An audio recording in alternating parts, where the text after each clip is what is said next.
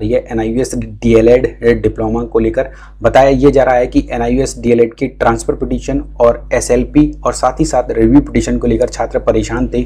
उनका पूछना था कि सर 23 सितंबर 2024 को जो हाल ही में सुनवाई हुई है उसमें एग्जैक्टली क्या बहस देखने को मिली है, उसकी बात करेंगे, क्योंकि काफ़ी छात्र कन्फ्यूजन में थे कि सर ट्रांसफ़र पिटीशन में कोई पॉजिटिव रिस्पांस निकला है या नहीं, या SLP को लेकर क्या अपडेट निकल कर आ रही है, और साथ ही साथ रिव्यू पिटीशन पे भी छात्र लगातार वेट कर रहे हैं कि सर इसकी डेट कब तक लगने वाली है। तो इस पर एक बड़ी खबर निकल कर आ रही है।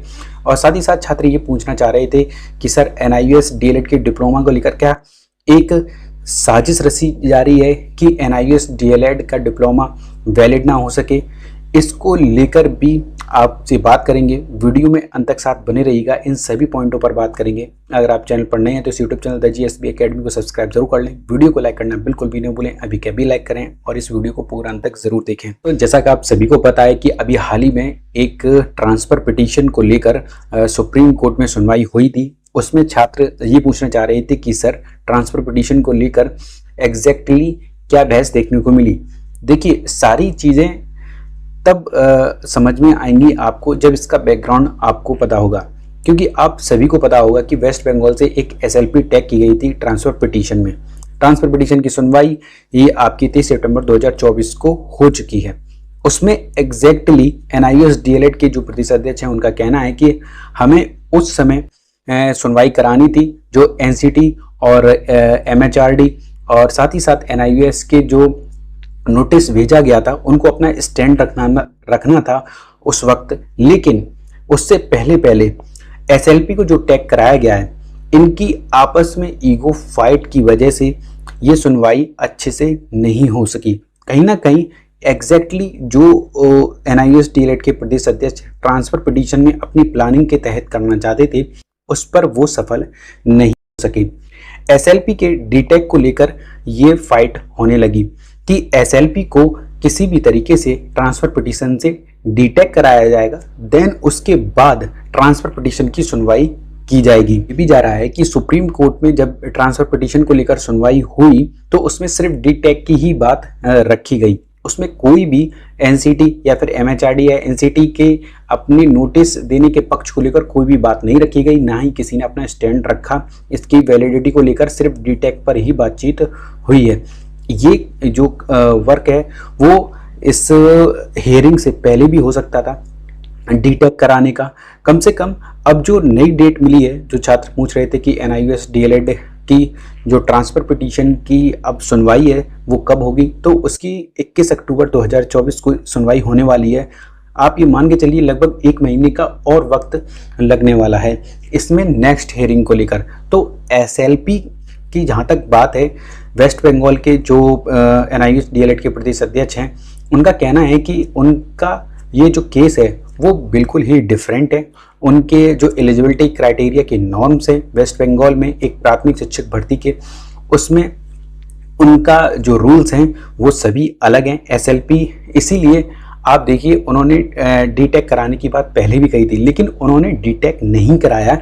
पता नहीं क्या कारण की वजह से वो डीटेक नहीं कराना चाहते हैं ट्रांसफर पिटीशन को लेकर, कि ट्रांसफर पिटीशन में ही टैग होकर ट्रांसफर पिटीशन के थ्रू जीतना चाहते हैं, या फिर उनका कहना था अगर इन ट्रांसफर पिटीशन और SLP को टैग करके ही आपस में कोऑर्डिनेशन बनाकर चलना होगा, तभी NIUS DLED के लिए ये अच्छा होगा।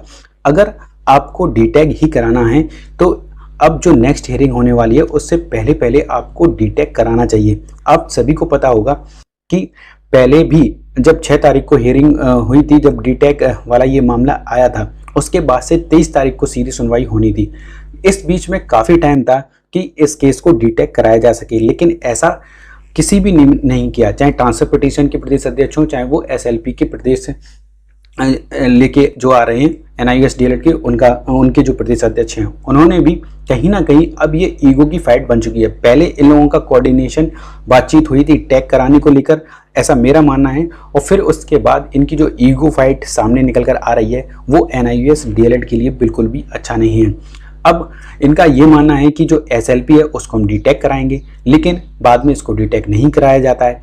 अब जो ट्रांसफर पिटीशन के जो NIOS DLED के प्रदेश अध्यक्ष हैं जो इसको लेकर आए हैं सुप्रीम कोर्ट में, और उनका कहना है कि अब वो डीटेक कराकर ही ट्रांसफर पिटीशन की हेयरिंग करवाएंगे और इसको इंडिविजुअली अलग से लड़ेंगे। SLP को साथ में लेकर वो नहीं लड़ेंगे, क्योंकि वो नहीं चाहते कोई भी अपोनेंट अपने आप अलग से कोई विरोधी खड़ा हो, क्योंकि SLP में ऐसा ही देखने को मिला है। हाँ, NIOS DLED को वेस्ट बंगाल में पूरी तरीके से बाहर कर दिया गया था। ट्रांसफर पिटीशन में अभी ऐसा नहीं है। ट्रांसफर पिटीशन में सिर्फ और सिर्फ NIOS को नोटिस भेजा गया है, वहीं NCT को नोटिस भेजा गया है और MHRD को। वो सभी यानी कि केंद्र सरकार जब भी अपना पक्ष रखेगी तो NIOS DLED के पक्ष में ही रखेगी, क्योंकि सभी अध्यक्ष जो हैं उनसे भी बात की जा चुकी है और पॉजिटिव रिस्पॉन्स भी निकल कर आ रहे थे। लेकिन अब मामला घुमा फिरा के फंस रहा है कि इसको डीटैग कैसे कराया जाए। जब आपको डीटैग ही कराना था तो आपको टैग नहीं कराना था ट्रांसफर पिटीशन में। आपको पहले ही ये चीज़ सोच समझ के चलनी चाहिए थी, या फिर ट्रांसफर पिटीशन वाले जो वकील थे उनको ये चीज़ समझनी चाहिए थी। अगर SLP को अगर आपको साथ में टैग नहीं करवाना था, आप वहां पर मौजूद भी थे उस समय हाई कोर्ट में, तो आपको विरोध करना चाहिए था कि SLP को टैग ना किया जाए, क्योंकि इनका मैटर अलग है SLP का, और ट्रांसफर पिटीशन का मैटर बिल्कुल भी अलग है। अपनी इंडिविजुअल ही लड़ाई लड़नी चाहिए थी। इसलिए आपसी ईगो कलेश में टाइम को एक्सटेंड करते हुए इसमें सिर्फ और सिर्फ मासूम NIOS DLED छात्रों का ही घाटा है, क्योंकि आने वाले दिनों में आप सभी को पता है कि बिहार में BPSC तैयारी 4.0 की एक बड़ी भर्ती देखने को मिलने वाली है। इसीलिए ऐसा ना हो कि काफ़ी लेट हो जाए और NIOS DLED के हाथ में कुछ भी ना बचे। इसीलिए अक्टूबर में जो हियरिंग होने वाली है 21 अक्टूबर 2024 को, उसमें ट्रांसफर पिटीशन की सुनवाई होनी चाहिए।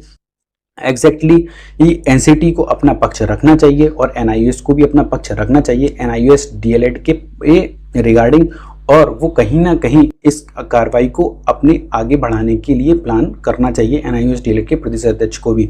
और SLP को उससे पहले 21 अक्टूबर 2024 से पहले इसको डीटैग करा लें और इंडिविजुअली लड़ाई लड़नी है वो लड़ें, आपस में ईगो क्लैश ना करें, जिससे कि आपकी ईगो की वजह से किसी भी अन्य NIOS DLED छात्रों का नुकसान ना हो। आपसे यही रिक्वेस्ट है। आप NIOS DLED के जितने भी छात्र हैं, आपको जो SLP यानी कि वेस्ट बंगाल NIOS DLED के जो प्रदेश अध्यक्ष हैं, उनसे आपको विनम्रता पूर्वक मैसेज करना पड़ेगा।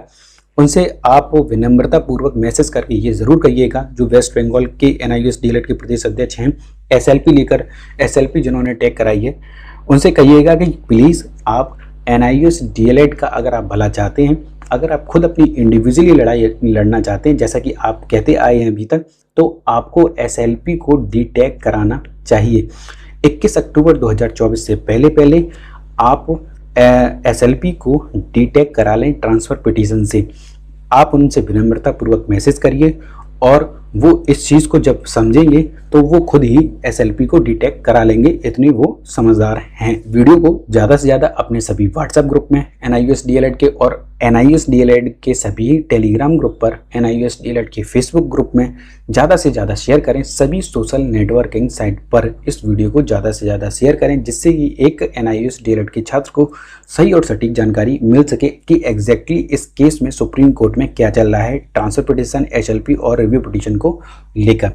साथ ही साथ अगर आप NIOS DLED की हर एक लेटेस्ट और ऑथेंटिक अपडेट सबसे पहले प्राप्त करना चाहते हैं तो इस YouTube channel the GSB academy को सब्सक्राइब जरूर कर लें। अभी कभी वीडियो को लाइक भी करें।